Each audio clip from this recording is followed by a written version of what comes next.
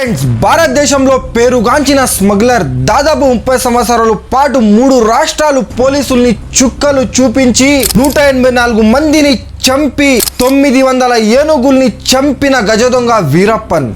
And friends, దేశంలో ఎన్నడూ లేని విధంగా వీరప్పన్ని వేటాడి పట్టుకోవడానికి చేసిన ఖర్చు 100 కోట్లు. మరి వీరప్పన్ ఎలా స్మగ్లింగ్ చేసేవాడో, అండ్ వీరప్పన్ని పోలీసులు పెట్టిన ఆపరేషన్ ఏంటి, అండ్ వీరప్పన్ జీవిత చరిత్ర గురించి ఈ వీడియోలో తెలుసుకుందాం.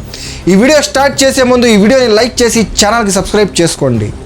వీరప్పన్ పూర్తి పేరు మున్నుస్వామి వీరప్పన్. 10 సంవత్సరాల వయసులోనే అడవి దొంగగా మారాడు. 17 వయసులో వచ్చేటప్పటికి మొదటి హత్య చేశాడు. అడవిలో కనిపించే ఏనుగులను చంపి వాటి దంతాలు అండ్ గంధపు చెక్కుల స్మగ్లింగ్ తో పెద్ద స్మగ్లర్ గా మారాడు. 1997లో తమిళనాడుకు చెందిన ఫారెస్ట్ ఆఫీసర్ చిదంబరం ని కిడ్నాప్ చేసి చంపేశాడు. ఈ హత్యతో వీరప్పన్ పేరు మారుమోగిపోయింది. అండ్ 1991లో కర్ణాటకకు చెందిన సీనియర్ ఐఏఎస్ అధికారి శ్రీనివాస్ కు అతి దారుణంగా చంపేశాడు. ఇలా అధికారుల్ని చంపి హడలిస్తున్న వీరప్పన్ ను పట్టుకోవాలని 1998లో 40 మంది పోలీసులు బృందం బయలుదేరగా వారిని ముందే పసిగట్టిన వీరప్పన్ ల్యాండ్ మైన్స్ పెట్టి 22 పోలీసుల్ని లేపేశాడు. ఇలా వీరప్పన్ స్మగ్లింగ్ చేస్తూ అడ్డొస్తున్న వారిని చంపుతుంటే కర్ణాటక తమిళనాడు పోలీసులు కలిసి వేట చేసేటప్పటికి అడవిలో అనువనువు తెలిసిన వీరప్పన్ దొరకలేదు. కర్ణాటక తమిళనాడు సరిహద్దుల్లో సత్యమంగళం అనే అడవి ప్రాంతంలో వీరప్పన్ ఉండేవాడు.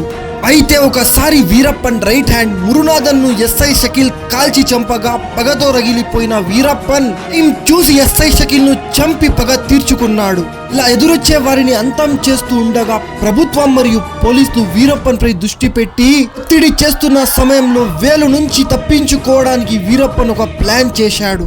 అప్పట్లో కన్నడ సూపర్ స్టార్ రాజ్ కుమార్ కు ఉన్న క్రేజ్ మామూలుది కాదు. జూలై 30వ తేదీ 2000 సంవత్సరంలో తమిళనాడు మహారాష్ట్ర సరిహద్దుల్లో ఉన్న ఒక గ్రామానికి వచ్చిన రాజ్ కుమార్ కు వీరప్పన్ మనుషులు కిడ్నాప్ చేశారు.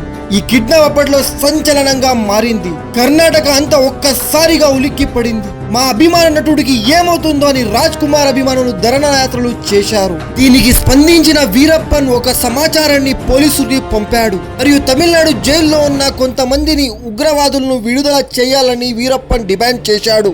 చివరకు 3 నెలలు గడిచాక గాని నటుడు రాజ్ కుమార్ ని ఎలాంటి హాని చేయకుండా విడుదల చేశాడు. వీరప్పన్ ను ఎలా ప్లాన్ చేసి చంపగలిగారో ఇప్పుడు తెలుసుకుందాం. ఇక వీరప్పన్ ను పట్టుకోవడానికి చేపట్టిన ఆపరేషన్ ఎన్ని సంవత్సరాలు గడుస్తున్నా ఫలితం లేకపోగా కోట్ల రూపాయలు కూడా ఖర్చవుతూనే ఉన్నాయి.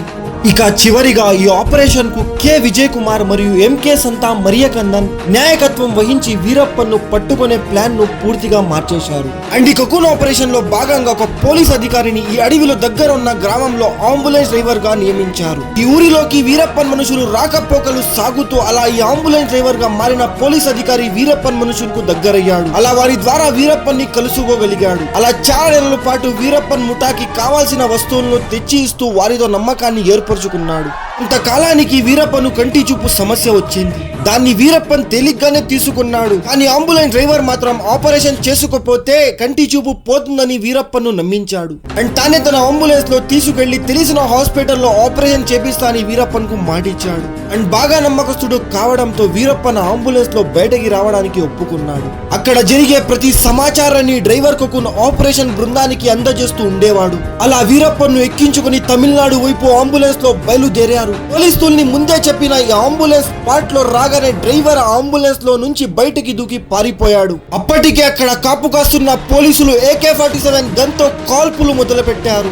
మొత్తం 18 నిమిషాల పాటు ఆపకుండా బుల్లెట్స్ వర్షం కురిపించారు. దీంతో వీరప్పన్ అతని సహచరులు ఈ అంబులెన్స్ లో ప్రాణాలు కోల్పోయారు. దాంతో ఈ ఆపరేషన్ కకూన్ సక్సెస్ గా ముగిసింది.